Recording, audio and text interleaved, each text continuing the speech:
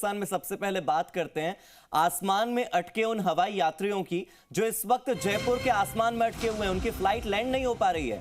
Indigo की flight 6E7114 land नहीं हो पा रही है। अब जयपुर एयरपोर्ट पर कोहरा इतना ज्यादा है कि लैंडिंग में पायलट को हो रही है परेशानी, और इस वजह से अहमदाबाद से जयपुर आई ये फ्लाइट जयपुर लैंड नहीं कर पा रही है। लेकिन कम दृश्यता के चलते, यानी कि विजिबिलिटी कम होने के चलते लैंड नहीं हो पा रही है ये फ्लाइट। फिलहाल जयपुर के आसमान में फ्लाइट लगातार चक्कर काट रही है। मेरे सहयोगी काशीराम मेरे साथ जुड़ गए हैं। काशीराम, क्या है इस वक्त स्थिति? कितनी देर में लैंडिंग हो सकती है और कितनी देर हो चुकी है फ्लाइट को जयपुर तक पहुंचे और लैंड नहीं हुआ है अब तक विमान? जी, आप देखिए, इस फ्लाइट की लैंडिंग कम दृश्यता के चलते नहीं हो पा रही है और आधे घंटे से ये फ्लाइट होल्ड पर है, जयपुर के आसमान में है और अभी भी इंतजार किया जा रहा है कि जैसे दृश्यता सुधरती है तो उसके बाद फ्लाइट को लैंड कराया जा सकता है। जयपुर एयरपोर्ट पर जो दृश्यता है वो महज 50 मीटर है। हालांकि थोड़ी देर पहले करीब 100 मीटर की दृश्यता हो गई थी, करीब 1 घंटे पहले, लेकिन फिर इसके बाद ये विजिबिलिटी दोबारा से डाउन हुई है। अत्यधिक घना कोहरा है और उसके चलते जो फ्लाइट्स का आवागमन है वो बाधित हो रहा है।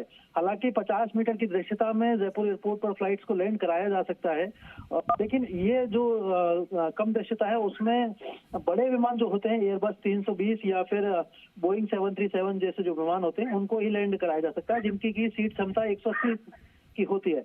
लेकिन ये जो फ्लाइट है अहमदाबाद से जो जयपुर आई है 6E7114, इसकी जो सीटिंग कैपेसिटी है वो 76 की है, 76 यात्रियों की, और ATR 72 इस विमान को कहा जाता है। इसके लिए विजिबिलिटी करीब 150 से 200 मीटर की दरकार होती है।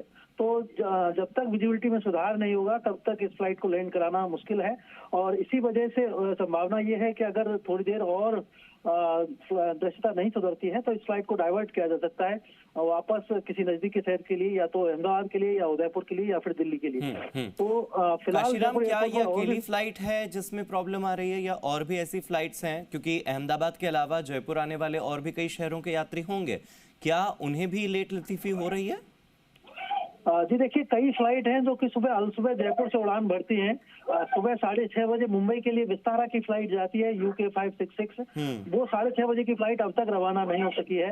इंडिगो की फ्लाइट एक भोपाल जाती है 6E7469 सुबह 6:45 पर, वो भी कोहरे के चलते उड़ान नहीं भर सकी है, जा नहीं सकी है।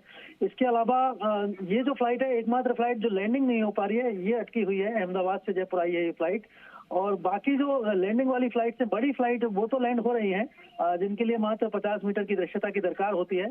लेकिन छोटे विमान जो है, हम आज बात कर रहे हैं ATR 72 विमान, जिनमें की 76 यात्री सफर कर सकते हैं एक साथ, उन विमानों की लैंडिंग में थोड़ी परेशानी है। और फिलहाल ये एक फ्लाइट है जो कि अटकी हुई है, और बाकी फ्लाइट्स के डिपार्चर में डिले हो रहा है। देहरादून की फ्लाइट है जो कि सुबह 9 बजे के करीब उड़ान भरती है सुबह। इसके अलावा 9:25 पर स्पाइसजेट की इंटरनेशनल फ्लाइट है दुबई की, वो भी डिले हुई है करीब 4 घंटे के लिए।